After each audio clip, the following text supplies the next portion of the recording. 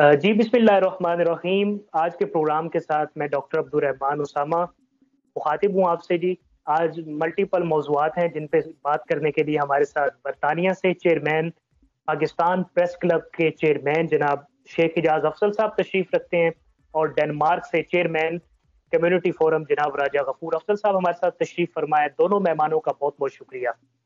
दोनों का प्रोग्राम में खैर मकदम करते हैं। टॉपिक्स बहुत सारे हैं हमारे पास बात करने के लिए, लेकिन चूंकि वक्त कम है तो हम कोशिश करेंगे स्टेप वाइज दोनों मेहमानों से बात करते चलें। तहरीक इंसाफ जो थी, पहले वो हुकूमत से बात नहीं करना चाहती थी। अब हुकूमत एस्टेब्लिशमेंट के बगैर पीटीआई से बात नहीं करना चाहती। पहले ये चाहते थे कि हम मुक्तदर हलकों से बात करें ताकि हम कोई गिव एंड टेक के साथ आगे बढ़ सकें, लेकिन अब जो हमारी हुकूमत है उसका ये कहना है कि अब हम एस्टेब्लिशमेंट को ऑन बोर्ड लिए बगैर हम आगे आपसे बात नहीं कर सकते और ना आगे बढ़ सकते हैं। पहले दोनों जमातें एक दूसरे के तजाद बयानिए पे थी, दोनों के स्टांस में कंट्रोडिक्शन था। कहीं ना कहीं दोनों जमातें आपस में बैकडोर बातें ज़ाहिर चलती रहती हैं, लेकिन जो अफवाहें की सूरत में वो टीवी पे आती हैं हम सुनते रहते हैं। लेकिन चूंकि दोनों जो मुख्तलिफ जमातें हैं उनके एक एक आदमी ने टीवी पे आके भी स्टेटमेंट दी और नेशनल असेंबली में भी उन्होंने कहा कि अगर हम बात नहीं करते तो उसके बगैर आगे बढ़ने का कोई ऑप्शन नहीं है हमारे पास।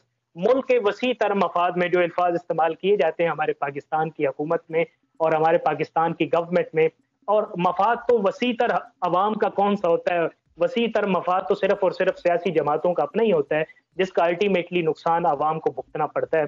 तो इस हवाले से सिविल नाफरमानी की तहरीक इंसाफ ने पहली डेडलाइन दी थी।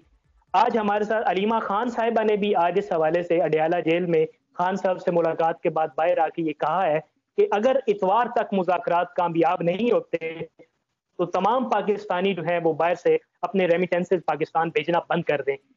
तो आज हम इसमें भी जायजा लेंगे कि इससे पाकिस्तान को कितना नुकसान होगा और क्या ये सिविल नाफरमानी की जो तहरीक है क्या ये कामयाब होगी और क्या इसके ऊपर अमल करना चाहिए या नहीं करना चाहिए। तहरीक इंसाफ ने पहले इसकी जो डेडलाइन थी वो 13 दिसंबर दी थी, बाद में 15 दिसंबर दी, और अब फिर बिल आखिर इन्होंने इतवार के रोज जो हुकूमती कमेटी के साथ मुज़ाकरात करने हैं उसके साथ इस डेडलाइन को मशरूत कर दिया है। अगर वो मुज़ाकरात कामयाब नहीं होते तो तहरीक इंसाफ फिर इस पॉलिसी पे आ जाएगी।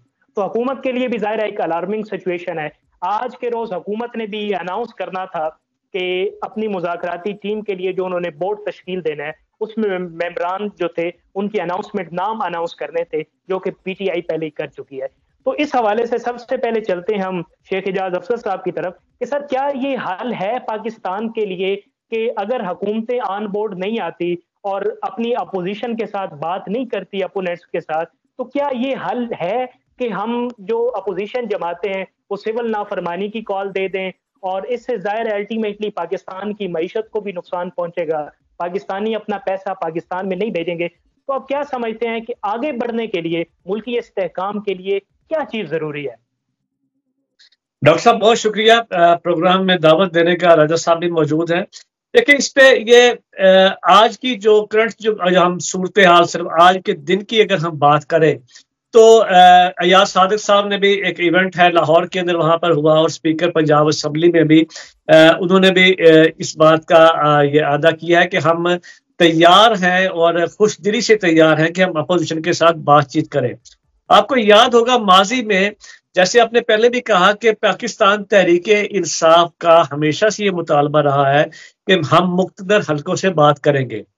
अब जो ये हुकूमत कहती है कि हम मुख्तदर हलकों की हमायत के बगैर नहीं कर सकते, तो ये तो बात एग्जैक्टली वही बनी आ गई है कि ये तो हमें पहले भी पता था कि बात तो वही ही होनी है, हुकूमत के साथ नहीं बात हो सकती और ना ही हुकूमत के पास इतना इख्तियार है कि वो इस बात को लेकर आगे चले। क्योंकि अब आप गुज़िश्ता भी आप देख लें कि जितने भी इकदामात हो रहे हैं, अब अगर वो उसके अंदर ऑब्वियसली अशीर बाद जब तक हर चीज ओके होती है तो सारी जो चीजें हैं हमारे इवन आप कह रहे हैं कि बैनुल अक़वामी जो दौरे हैं उनको देख लें, हमारी पाकिस्तान की इमदाद को देख लें, सारा जो स्ट्रक्चर है वो हमेशा वहीं से ये अप्रूवल होने के बाद ही आता है।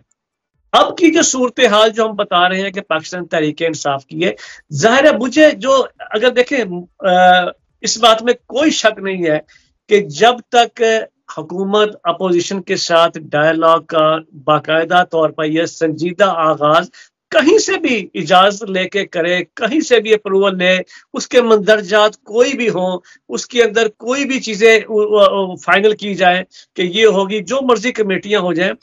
असल बात तो यह है कि क्या मुल्क को तरक्की पर लाने के लिए, मुल्क में सियासी इस्तेहकाम पैदा करने के लिए ये नहायत ही जरूरी है। और जो दूसरी बात यह है कि मेरा ख्याल है कि पाकिस्तान तहरीके इंसाफ भी अब इस नहज पर पहुंच चुकी है कि उसको ये फैसला करना पड़ेगा, क्योंकि जो हालिया आपने देख लिया है, जो 26 मई का जो ये सारा सिलसिला हुई है, जो पिछले फरवरी का जो हुआ सारा, उसके अंदर जो ये सारा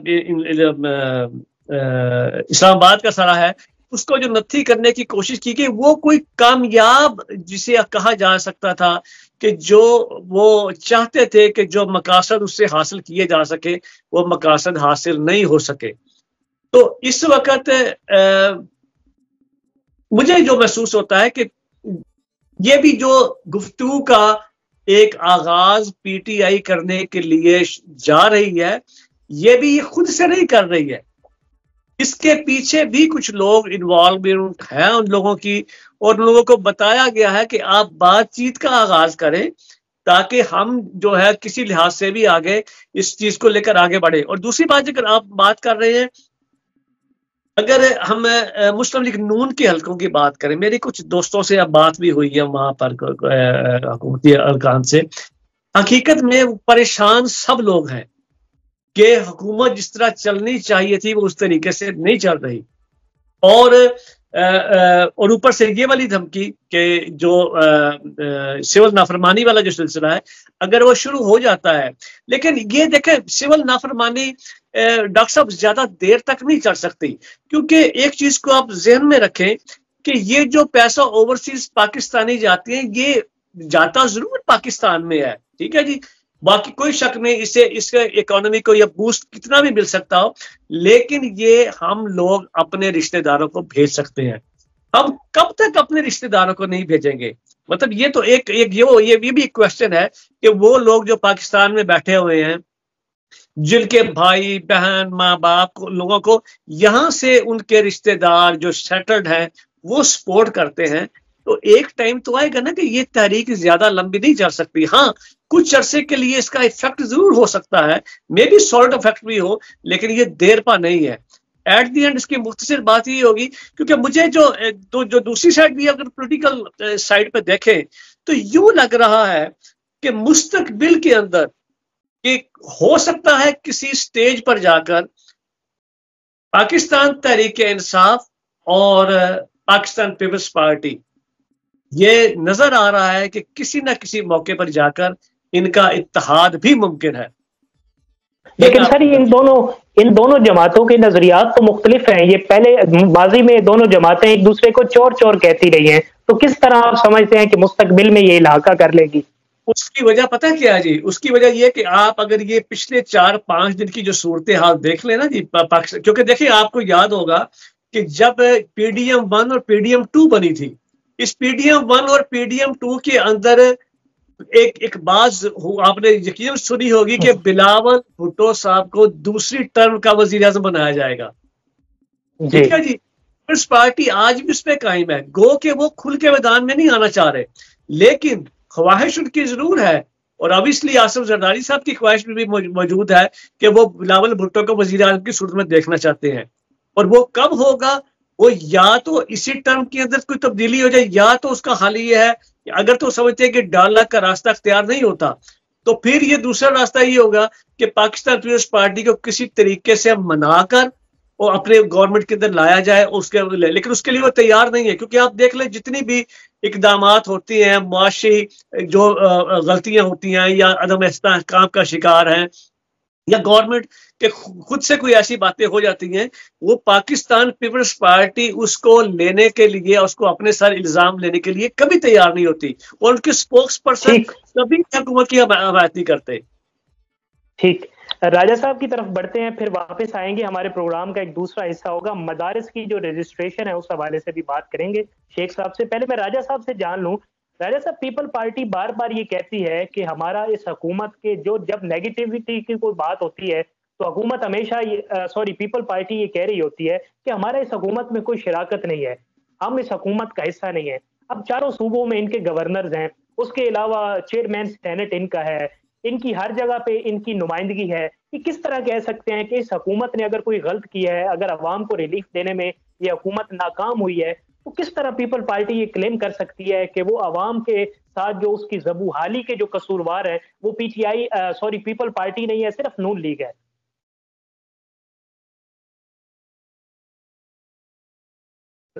राजा साहब, आपकी आवाज नहीं आ रही हमें।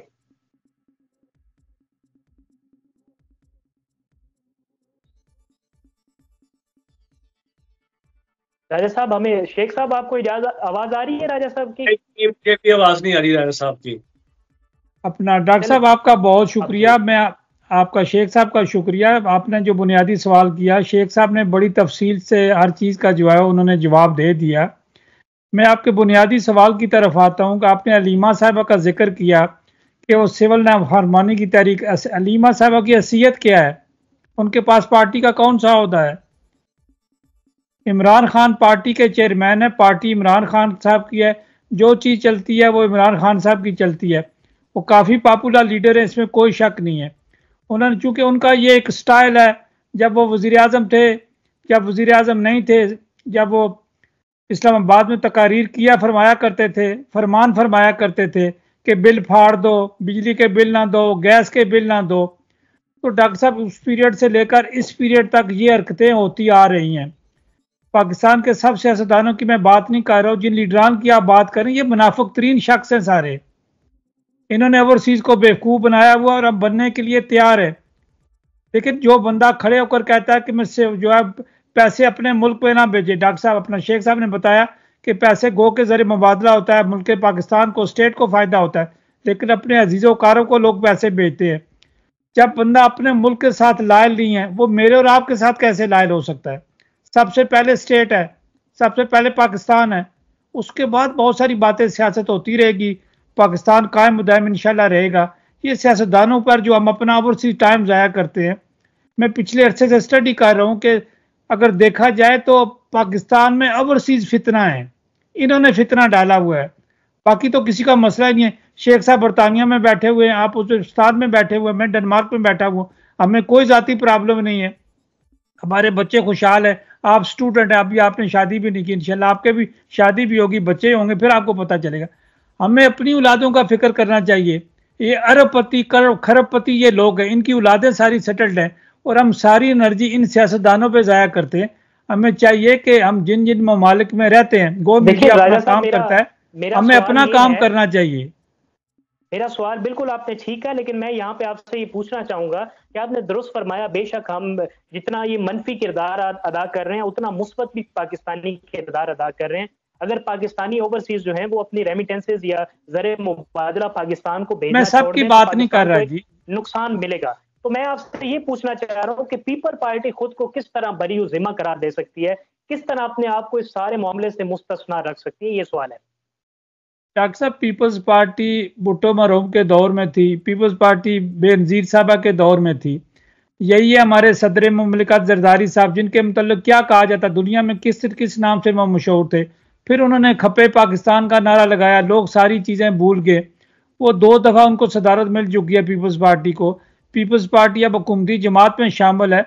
ये जो सियासी बयानात होते हैं ना जी, हम नहीं शामिल हो रहे, ये नुकसान सियासी जो गंद है वो हमारे गले ना पड़े, पीडीएम जो हुकूमत बनी हुई हुकूमत के गले पड़े, ये सारे एक दूसरे के साथ मिले हुए हैं, सारे आपस में बातें करते हैं। शेख साहब ने 2-3 बार इशारा किया कि इनको इकट्ठा कौन करता है। तो जब इन सियासतदानों की हैसियत ये है तो ये अपने आप को जमहूरी किस तरह कहते हैं? लोग जमहूरी के साथ चलते किस तरह? ये अपने मुंह से तस्लीम करते हैं। पीपल्स पार्टी तस्लीम करती है, नून लीग तस्लीम करती है, पीपल्स अपना पीटीआई तस्लीम करती है। उनके लीडर दुनिया के चैंपियन हैं जी। अब मैं इंसाफ की बात करता हूँ, मैं इस्टेब्लिशमेंट से बात करूँगा, तो ये कहाँ की जमहूरियत है जी? ये टीवी स्टेशन पे इकट्ठे नहीं बैठते पार्टी लीडरान, ये कहाँ के जमहूरियत पसंद है? तो हमें सोचना चाहिए, पीपल्स पार्टी को भी सोचना चाहिए। उनके बेटे जो हैं बिलावल भुट्टो को चेयरमैन जो है वो बरतानिया में पढ़े हुए हैं, पढ़े लिखे, इमरान खान साहब पढ़े लिखे हैं, बाकी जो है अपना नून लीग की जो क़यादत है ये पढ़ी लिखी है। इन्हें सर जोड़ के खुद इकट्ठे बैठना चाहिए। ये क्यों इस्टेब्लिशमेंट को मुलव्वस करते हैं, मीडिया को मुलव्वस करते हैं? मीडिया का काम है खबर देना। मीडिया किसी सियासी जमात के साथ नहीं होता, वो अपने नजरियात बयान करता है, तज्जिया करता है, इसका हल बताता है। शेख साहब ने जो बातें की है मैं इनसे एग्री करता हूँ। ठीक है, बिल्कुल जाहिर है सारी सियासी जमातों को जो है अपने ईमानदारी के साथ अपना कंट्रीब्यूशन करना होगा।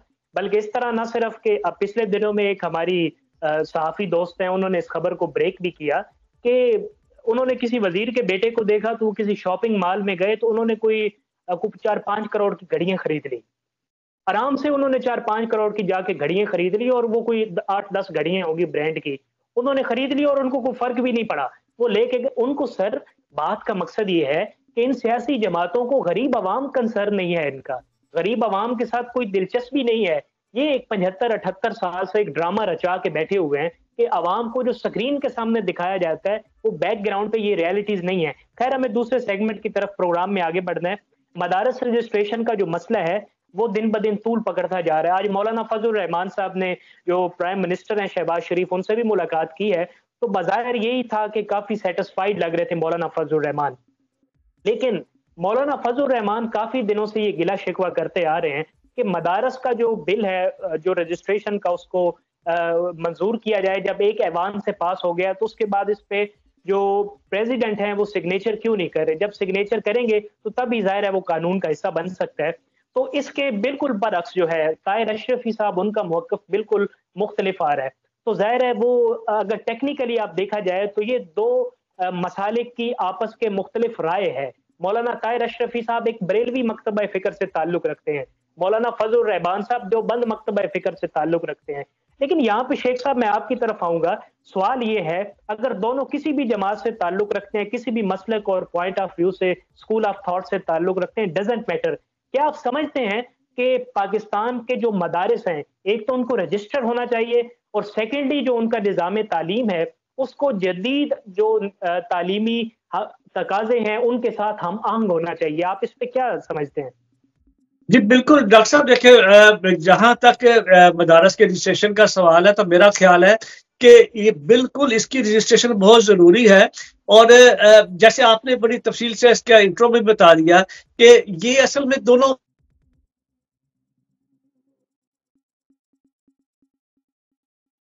डॉक्टर साहब को लगता है कि शेख साहब का राब्ता मुनक़ता हो गया है। जी नहीं आ गया जी। जी आप आ रही है आवाज? जी आ रही है जी, साफ आ रही है जी। वो असल में एक कॉल इनसाइड आ रही थी। तो वो बात यह है जी कि ये मसालिक के दरमियान बिल्कुल आपने सही इसमें गुफ्तगू की है कि ये दोनों डिफरेंट मसालिक से ताल्लुक रखने वाले लोग हैं। दोनों के अपने अपने एक नुक्ता नजर है उनका कि वो इस तरीके से उसको चलाना चाहते हैं। लेकिन देखें, जहां तक एक पहले भी आपको याद होगा एक बात उड़ी थी कि जी हुकूमत पर बैनुल अक़वामी एक प्रेशर भी है। लेकिन हालांकि क्योंकि देखें ये माजी में भी आपको याद होगा जब अफगानिस्तान वार हुई थी तो उस वक्त भी कहा जाता था कि मदारस के जो तालिब इल्म थे और उनका बड़ा किरदार था इसके अंदर, अफगानिस्तान वार के अंदर वहां से लोगों को तरबियत दी जाती थी। तो ये भी एक एक्सपेक्ट इसी हाल के अंदर भी गो के ये चीजें मंजर आम पर नहीं आई, लेकिन इसके बारे में कहा गया। मौलाना फजल रहमान के साहब के साथ जब ये नेगोशिएशन चल रही थी 26वीं तरमीम की, तो उस वक्त जितनी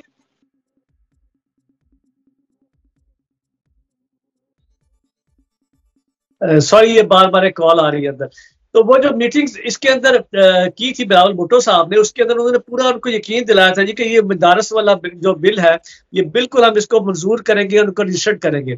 लेकिन असल इंपॉर्टेंट चीज ये है कि क्या इन मदारस में जदीद अलूम के मुताबिक और जदीद तकाज़ों के मुताबिक, यानी अब दुनिया कंप्यूटर में चली गई है, कंप्यूटराइज दौर आ गया, क्या वो तमाम तालीमात और वही तकरीबन जो सिलेबस जो पाकिस्तान के दूसरे स्कूल्स में और कॉलेजेस में पढ़ाया जाता है, क्या उसी को मेयार बनाया जा सकता है वहां पे?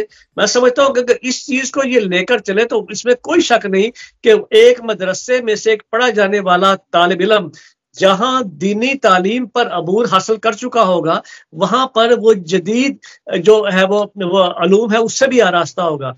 तो ये मेरा तो ये मानना है इसके ऊपर, इसके करने में कोई अर्ज नहीं, लेकिन इन पर चेक एंड बैलेंस का एक सिस्टम भी होना चाहिए जो बेशक हुकूमत के अंडर ही हो, जो इस पर नजरें सानी रह सके कि क्या कि वाकयातन जो इनके लॉस बनाए गए हैं, जो कवानीन बनाए गए हैं, या जो दर्जात है, या जो एक बिल पास करके किया गया उसकी क्या शिक्के हैं, क्या उसके मुताबिक ये मदरसे अपना किरदार अदा कर रहे हैं, या सिर्फ और सिर्फ ये कि वो दीनी तालीम के मुताबिक इकट्ठा करते हैं और उसके जो फंड्स अवेलेबल होते हैं उसका ये सिलसिला चलाने की कोशिश की जाती है।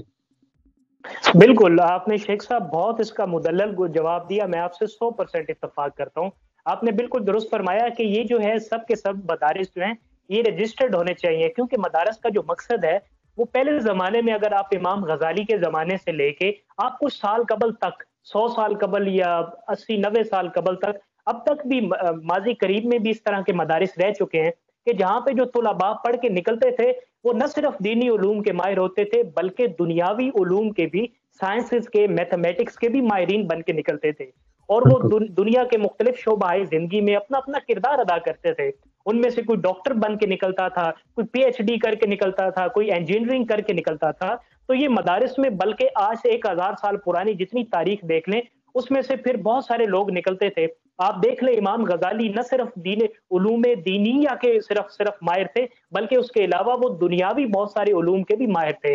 इसके अलावा इमाम जाफर अस-सादिक के जो पहले शागिर्द थे वो उन्होंने मेडिकल साइंस की बुनियाद रखी, उन्होंने केमिस्ट्री की बुनियाद रखी, वहां से बिगिनिंग हो गई थी। तो उस वक्त मदारिस का एक ऐसा कलेक्टिव एजुकेशन का सिस्टम था कि जहां पे दीनी और दुनियावी तालीम को बाहम यकजा करके तुलबा को पढ़ाया जाता था। वहां से न सिर्फ जमाने के इमाम और शयूख निकलते थे बल्कि वक्त के बड़े बड़े साइंसदान भी बन के निकलते थे। मैं इसी हवाले से बात करने के लिए राजा साहब की तरफ बढ़ूंगा। राजा साहब, आप क्या कहते हैं कि क्या दुनियावी तालीम और दीनी तालीम को मदारिस में यकजा करके तुलबा को पढ़ाना चाहिए या नहीं? डॉक्टर साहब, आपने जो अभी तबसरा किया है ये सारा बिल्कुल दुरुस्त है। इसी तरह तुलबा पढ़ के निकला करते थे, इंजीनियर बनते थे, डॉक्टर्स बनते थे, PhD करते थे। अब जो आपका बुनियादी सवाल बनता है मौलाना फजल रहमान साहब का मदारिस का, अब देखें जो पाकिस्तान का आइन कहता है, तो हम तो इस मुल्क में रहते हैं, हम तो आइन की पाबंदी करते हैं, हम पाकिस्तान की स्टेट की जो है वो हमायत करते हैं। जो पाकिस्तान का कानून है उस कानून के तहत होना चाहिए। जरदारी साहब के पास बिल गया, उन्होंने सभी साइन नहीं किया। उससे पहले आरिफ अलवी साहब सदर थे, वो 4-4, 6-6 महीने, 2-2 साल उन्होंने बिलों पे साइन नहीं किए। इसी तरह ऑर्डर्स पर चलते रहे। जब मौलाना साहब पर प्रेशर आया कि 18,000 मदरसे एक तरफ हो गए हैं, मैं तो अकेला अब रह गया हूँ, मेरी वो जो पावर थी वो ख़त्म हो गई है, तो अब वो थ्रेट देने के काबिल भी नहीं रहे। पहले कुछ दिन पहले वो थ्रेट कर रहे थे कि जनाब अगर ये नहीं हुआ तो मैं ये कर दूंगा, मैं 4 दिन की मोहलत देता हूँ। फिर वो नवाज शरीफ साहब से मिलने की तरफ चल पड़े, शहबाज शरीफ साहब से मिलने की तरफ चल पड़े। इसका मतलब है कि बातें कुछ और है। मौलाना से जो है वो पावर उनकी वो मदारस वाली नहीं रही जो मदारस की उनके पास चलती थी। तकी उस्मानी साहब ने बयान दे दिया, दूसरे उलमा ने बयान दे दिया। अब मौलाना साहब ने जिस दिन का कहा है ना इमरान खान को कि मैंने उनको यहूदी नहीं कहा था, मेरा ये मकसद था, और जिस दिन इमरान खान ने कहा, इमरान खान की जमात उनसे मिली है मौलाना साहब से, जिन्हें डीजल कहा जाता था, जब पूरी दुनिया में ये हमारे मीडिया, सारे दुनिया के मीडिया में जब ये अल्फाज, ये अलकाबात एक दूसरे को देते रहे हैं, तो लिहाजा इनकी कोई क्रेडिबिलिटी दोनों की नहीं रही, दोनों पार्टियों की नहीं रही, मौलाना साहब की भी नहीं रही और PTI की भी नहीं रही। और वो जो बात, एक मसला ये है शेख साहब, अब PTI का सौदा बिकता है, PTI का वर्कर, PTI का सपोर्टर, उनकी जमात कोई भी बंदा कोई गलत बात भी कहते तो वो कहते हैं ये ठीक है, सही, तो चलो सही बात होती है। तो ये जब चीजें, उनकी स्ट्रीट पावर किसके पास है? PTI के पास। स्ट्रीट पावर किस है? मौलाना के पास। अब पीपल्स पार्टी के पास भी स्ट्रीट पावर नहीं है, नून के पास भी स्ट्रीट पावर नहीं है। तो इनका एक ही हाल है डॉक्टर साहब, ये आइन के नीचे आ जाएं, ये खेलना बंद कर दें एस्टेब्लिशमेंट। बॉर्डरों में नौजवान शहीद हो रहे हैं, ऑफिसर शहीद हो रहे हैं, फिर शुदा की फैमिलियां क्या सोचती होंगी जब ये बातें करते होंगे, जब ये सोशल मीडिया पे बातें होती हैं। किसी घर में शहीद होता है तो उस घर से जाकर पूछे, उस फैमिली से पूछे, उसकी बीवी से पूछे, उसके बच्चों से जाकर पूछे। इन सियासतदानों ने मजाक बनाया हुआ है। अब शेख साहब देखें, पाकिस्तान का मीडिया बड़ा मीडिया, हम सबका एहतराम करते हैं, मीडिया का हर बंदे का एहतराम करते हैं। ये लाखों अपना जो रुपए जो है तनख्वाह मिलती है, तो किस लिए तनख्वाह मिलती है? लोगों का जहन बनाने के लिए। अगर आपने जहन बनाना है इस तरह का तो फिर नताज भी इसी तरह के निकलेंगे। अगर आपने कौम बनानी है तो फिर कौम बन जाएगी। अलीमा साहब का सवाल आपने किया, अपना मौलाना फजल रहमान साहब का किया, मदारस का किया। आप मुझे बताएं, जो ओवरसीज हम बैठे हुए, हम अपने बच्चों को क्या सिखाएं? क्या बताएं बच्चों, हमारे अपने बच्चों को कि ये अपने मफादात के लिए किस तरह लगे हुए हैं। तो डॉक्टर साहब आइन के नीचे आ जाएं, हर अदारा अपना अपना काम करे। मीडिया भी अब चौथा सतून है ताकत का, इसकी भी इज्जत होनी चाहिए और मीडिया को भी अपना जो किरदार अदा करना चाहिए। मीडिया कौम की तरबियत कर सकता है और उसे करनी भी चाहिए। डॉक्टर साहब ठीक, दुरुस्त फरमाया जी आपने, बिल्कुल अच्छा आपका पॉइंट था। मैं शेख साहब से पूछना चाहूंगा, शेख साहब ये राजा साहब ने बड़े एक अच्छे पॉइंट की तरफ तवज्जो मबजूल करवाई है कि जो हमारी माओं के लख्ते जिगर हैं वो बॉर्डर्स पे जाके अपनी जानों का नजराना पेश करते हैं और ममलिकत खुदादाद के लिए अपनी कुर्बानियां पेश करते हैं, इस मुल्क को मजबूत बनाने के लिए अपनी कुर्बानियां पेश करते हैं, इस मुल्क की सालमियत और इंटेग्रिटी को वो फख्र के साथ माएँ कहती हैं कि इस तरह के हजार भी सीने हो तो हम इस मुल्क की सालमियत के लिए, इस मुल्क के इक़दार को बचाने के लिए हम ऐसे हजार सीने भी अपने बेटों के कुर्बान करने के लिए तैयार हैं। तो मैं ये समझता हूं कि जो देखें इसमें तो ये एक हकीकत है, इसमें कोई दूसरी राय नहीं है कि एस्टेब्लिशमेंट अल्टीमेटली डायरेक्टली या इनडायरेक्टली पाकिस्तान की पॉलिटिक्स का हिस्सा रह चुकी है और कहीं ना कहीं रही है। एक मुसल्लमा हकीकत है जो कि जो जिस तरह के जनरल बाजवा साहब ने जब रिटायरमेंट से 2 माह पहले भी कहा था कि आज के बाद हमने फरवरी में ये डिसाइड किया है कि इसके बाद कभी एस्टेब्लिशमेंट मुल्क की पॉलिटिक्स में मुदाखलत नहीं करेगी। तो ये अल्टीमेटली वो उसी का ही एक शाखसाना है कि आज जनरल फैज जो है वो भी, उनके ऊपर भी चार्जशीट बनी हुई है और उसके बाद हमारे मुल्क में 30-40 साल मार्शल लॉ भी रहा, ये भी उस फौज का पॉलिटिक्स में मुदाखलत का ये कहीं ना कहीं शाखसाना है। तो मैं पूछूंगा आपसे कि जो माएँ अपने बच्चे कुर्बान कर रही हैं, क्या उनकी जो कुर्बानी है, हजारों खूनों की जो कुर्बानी है जिसके ऊपर पाकिस्तान की अकदार तैरती तैरती बहती बहती आज हमारे तक पहुंची हैं, उनको बरकरार रखने के लिए क्या कहीं ना कहीं जो पॉलिटिक्स के अंदर मुदाखलत की जाती है दूसरे इदारों की तरफ से, सब इदारों को क्या अपने हुदूद में रह के काम करने की जरूरत नहीं है?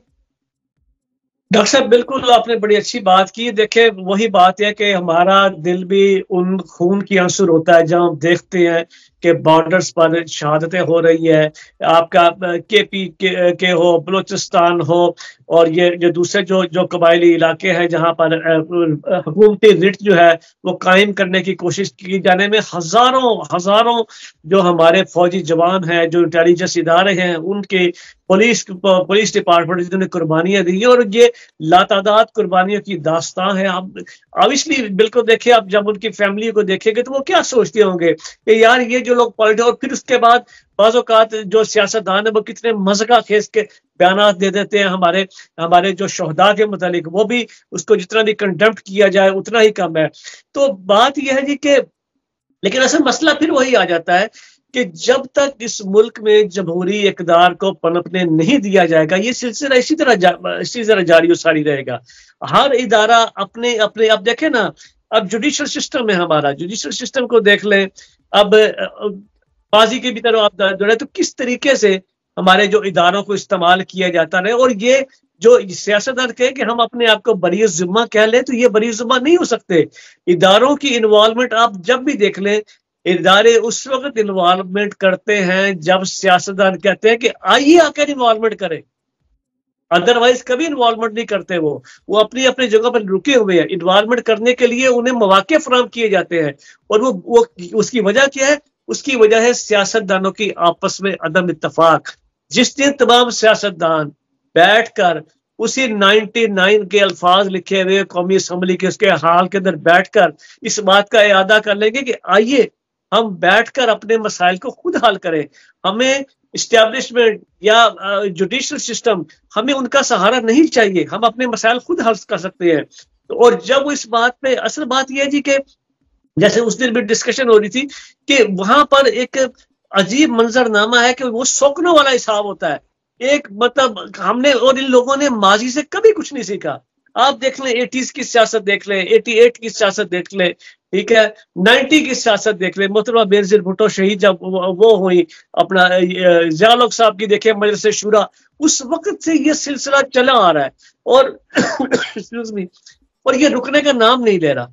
और अब अगर मुज़ाकरात की बात हो रही है तो मेरा ख्याल है कि ये तमाम जितनी भी सियासी जमातें हैं इनको आज ये तहिया कर लेना चाहिए। अगर ये मुज़ाकरात की बात, वही बात है कि उनसे पूछे बगैर अगर ये मुज़ाकरात काम आपस में बैठ जाएं और कहें आइए जी मिलकर इसको बुलाते हैं। खान साहब भी सोचे इस बात पे मियां मोहम्मद नवाज शरीफ साहब भी सोचे, जरदारी साहब भी सोचे, तमाम जो बड़ी सियासी पार्टियां हैं वो मिलजुल के बैठेंगे कि आइए अगर हमने मुल्क को तरक्की की तरफ और जो सबसे आज जो एक और चीज आप देख रहे हैं ना, आज आपको वो एक जो नई न्यूज आ गई है, आपका जो मिसाइल सिस्टम है उसके ऊपर आज ऑब्जेक्शन हो गया अमेरिका की तरफ से।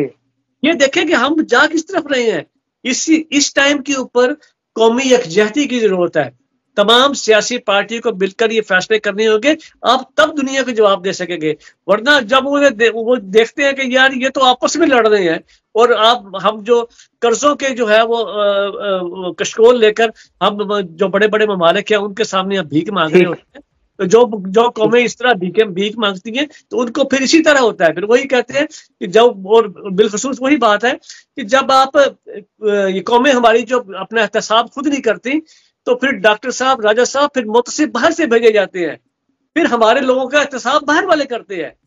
हम जितना मर्जी बुलंदोबाग दावे कर लें, फिर रेमंड डेविस भी आएगा तो वो एक दिन में छूट के चला जाएगा। तो ये होगा डिसीजन आपको करना पड़ेगा, और यही वो लम्हा फिक्रिया है कि जिसके ऊपर आप आज बैठकर सोच लें तो शायद हमारी आइंदा आने वाली नस्लें इस मुल्क के अंदर बड़े आराम से अपनी जिंदगी गुजार सके। वरना ये सिलसिला जारी और सारी मैं, आप, राजा साहब, हम सब लोग तो ओवरसीज में बैठे हैं। हमारे तो बच्चे जब ये सूरत हाल देखते हैं, पाकिस्तान की टेलीविजन देखते हैं, वो कहते हैं daddy we don't want to go there, कि वहां पे क्या होता है। तो ये इन लोगों को सोचना पड़ेगा। बिल्कुल ठीक है, हमें सबको अपने अपने फैसले करने पड़ेंगे कि हमने पाकिस्तान को किस सिम्त लेके जाना है। राजा साहब प्रोग्राम को क्लोज कर रहे हैं, आप मुझे आखिरी बस क्विकली आप आंसर कर दें, फिर हम प्रोग्राम को क्लोज करते हैं, वक्त खत्म हो रहा है। ये आप बताएं कि पाकिस्तान को वो कौन से ऐसी वैल्यूज हैं या फिलफौर इकदाम हैं जिनके जरिए हम पाकिस्तान को इस तरह से मजबूत कर दें कि बाहर से, जिस तरह शेख साहब ने जिक्र किया कि जिस तरह में एक्सटर्नल प्रेशर आता है, बैरूनी डिक्टेशन आती है, वो आना बंद हो जाए और हम अपने मामलात खुद से हैंडल कर सकें।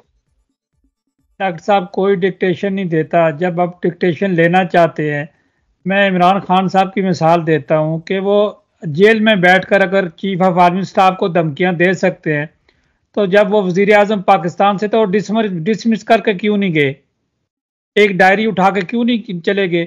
उनके पास पावर थी, वो सुप्रीम कमांडर थे। चीफ ऑफ आर्मी स्टाफ कौन लगाता है? वजीर आजम पाकिस्तान। इंटेलिजेंस का चीफ कौन लगाता है?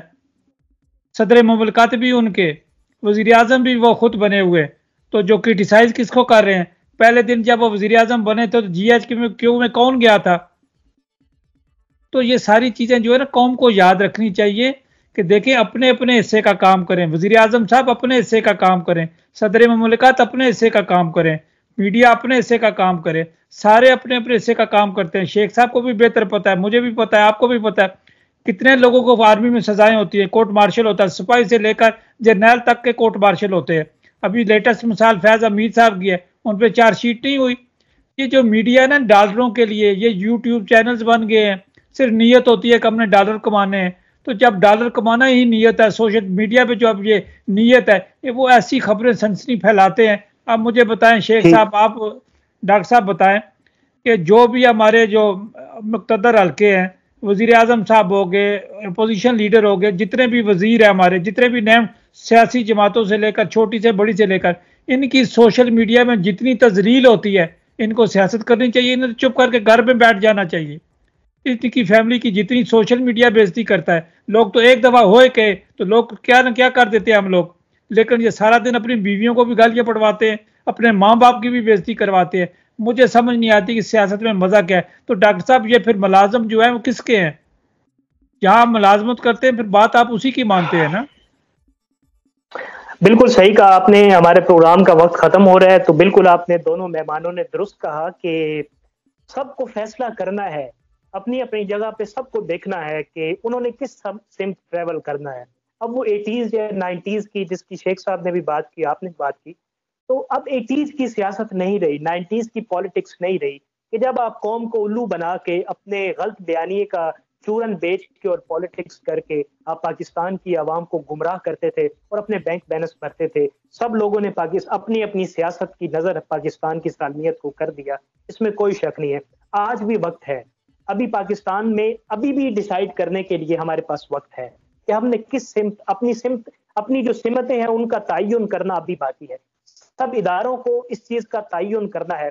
अगर देखिए बीइंग अ पाकिस्तानी 25-26 करोड़ अवाम जो है या 30 करोड़ जो अवाम है, उसको ये अब भी तहैया करने की जरूरत है कि जो हमारे अकाबरीन होंगे, हमारे लीडर्स होंगे, हमारे सियासतदान होंगे, उन्होंने हमारे ऊपर हुकूमत करनी है, हमने इस निज़ाम को बदलने की जंग लड़नी है। अगर वो निज़ाम बदलने के लिए पाकिस्तानी अवाम आज ठान ले, तो जिस तरह शेख साहब ने भी जिक्र किया कि किसी की जुर्रत ही नहीं है कि कोई पाकिस्तान के इदारे पॉलिटिक्स या सियासत के अंदर मुदाखलत कर सकें, तो बिल्कुल इस तरह ही होगा और पाकिस्तान का निज़ाम हम उम्मीद करते हैं कि सारी जमातें जो हैं वो अपने मफादात को बालाए ताक रखते हुए पाकिस्तान के वसी तर मफाद में हिकमत अमली तैयार करेंगे, जिससे पाकिस्तानी अवाम को भी डॉक्टर साहब मुझे इजाजत दीजिएगा कि फिक्रा कहूंगा।